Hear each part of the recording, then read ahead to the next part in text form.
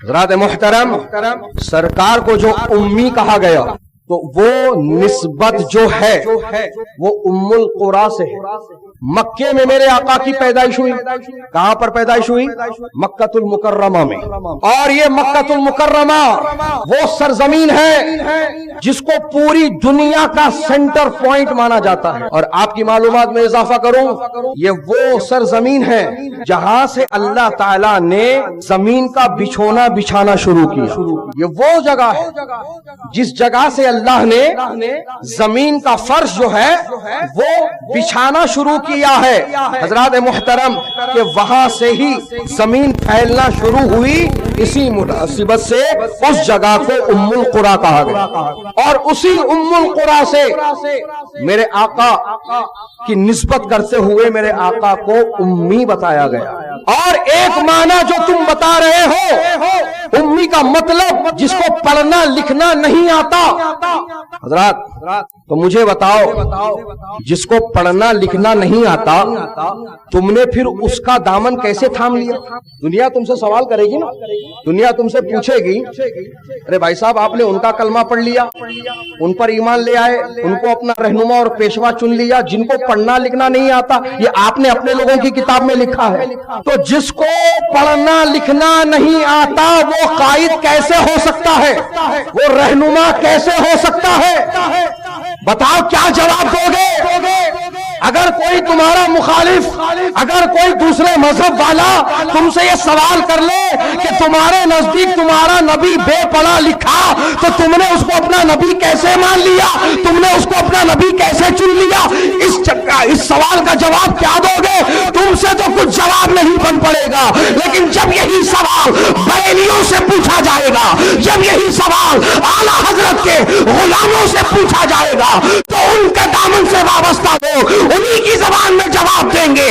اور کوئی غیب کیا تم سے نہا ہو بھلا، اور کوئی غیب کیا تم سے نہا ہو بھلا، جب نہ خدا ہی چھپا تم پہ کروڑوں درود۔ اللہ سبحان اللہ سبحان اللہ اکبر یا رسول اللہ سبحان اللہ۔ حضرات کہتے ہیں سرکار کے پاس جب پہلی وحی آئی تو سرکار نے فرمایا ما انا بقارئ، میں نہیں پڑھ سکتا، میں نہیں پڑھ سکتا۔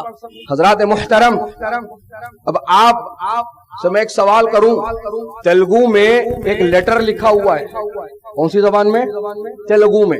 تیلگو مجھے پڑھنا نہیں آتا، اب آپ آئے وہ خط لے کر کہا مولانا یہ تیلگو میں لکھا ہے ذرا پڑھ کے سنائیے۔ میں نے کہا جناب میں آپ کی مدد نہیں کر سکتا، مجھے پڑھنا نہیں آتا، مجھے پڑھنا نہیں آتا۔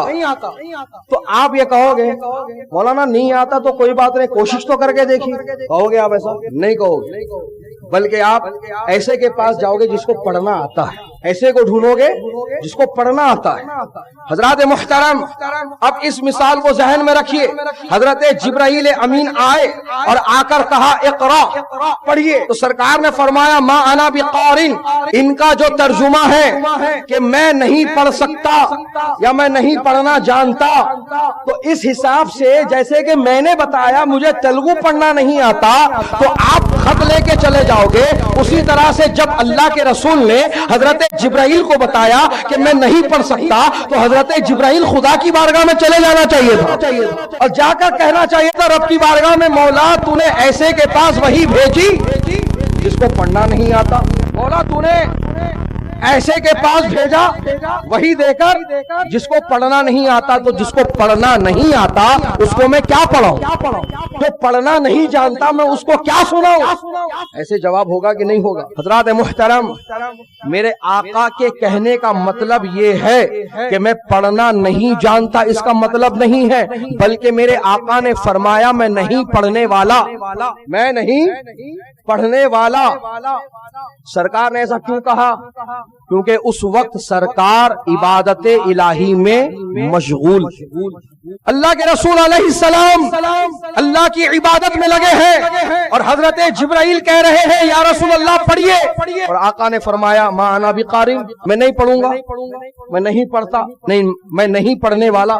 جب 3 بار کہا تو تینوں مرتبہ میرے آقا نے یہی جواب دیا، اور جب دیکھا کہ سرکار عبادت الہی میں مستغرق ہے تو ان کی توجہ اپنی طرف مبذول کروانے کے لیے حضرت جبرائیل نے ان کو اپنی باہوں میں لیا اور پوری طاقت سے دبایا، پوری طاقت۔ اللہ اکبر۔ حضرات محترم، حضرت جبرائیل کے پروں کی طاقت کا اندازہ کون لگا سکتا کہ ان کے جو نائبین ہیں، ان کے بعد کے درجے کے جو فرشتے ہیں، اللہ نے ان کے پروں میں یہ طاقت دی ہے کہ جب لوط علیہ السلام کی قوم پر جب اللہ نے گناہ کی بنیاد پر، حرام کی بنیاد پر ان پر مسلط کیا عذاب کو، تو اس میں یہ بھی تھا کہ پوری بستی کو انہوں نے پروں پہ اٹھایا اور لے جا کر آسمان سے اونڈیل دیا۔ آپ سوچئے فرشتوں کی طاقت کتنی ہے، اور اس میں یہاں حضرت جبرائیل امین ہے، تمام فرشتوں کے سردار، طاقت بھر انہوں نے آقا کو دبایا اور یہی کہا پڑھیے اپنے رب کے نام سے، پڑھیے اپنے رب کے نام سے، تو میرے آقا نے پڑھنا شروع کر دیا۔ حضرات محترم، شرم نہیں آتی تم کو؟ جس نبی کا کلمہ پڑھے ہو اسی نبی کو زمانے کے سامنے بدنام کر رہے ہو اور کہہ رہے ہو کہ بے پڑھا لکھا، ان پڑھ، جاہل، گوار۔ معاذ اللہ، استغفر اللہ۔ کیا جواب دو گے اگر تمہارا غیر تم سے یہ سوال پوچھ لے کہ تم نے کس بنیاد پر نبی کا دامن تھام لیا جن کو پڑھنا لکھنا نہیں آتا؟ ان کی بات پر تم نے اعتماد کیسے کر لیا؟ تو کیا جواب دو گے؟ حضرات محترم، مت کرو ایسی بات، مت کہو ایسی کوئی بات لوگوں کے سامنے جس سے نبی کی شان و عظمت گھٹے، اور خدا کی قسم گھٹانا نہ بڑھانا نہ تمہارے ہاتھ ہے نہ ہمارے ہاتھ۔ اللہ تعالیٰ نے اپنے محبوب کے لیے ایسا انتظام فرما دیا کہ اللہ فرما رہا وَرَفَعْنَا لَكَ ذِكْرَكَ، اے محبوب اللہ نے آپ کو درجوں بلند کر دیا۔ کتنا بلند کیا؟ درجوں بلند۔ وہ کتنے درجے بلند ہوئے یہ بلند کرنے والا رب جانتا ہے، بلند ہونے والے مصطفیٰ جانتے ہیں۔ ہم تو بس اعلیٰ حضرت کی زبان میں یہی کہنے والے، فرش والے تیری شوکت کا علو کیا جانے، فرش والے تیری شوکت کا علو کیا جانے، خسروا عرش پہ اڑتا ہے پھریرا تیرا۔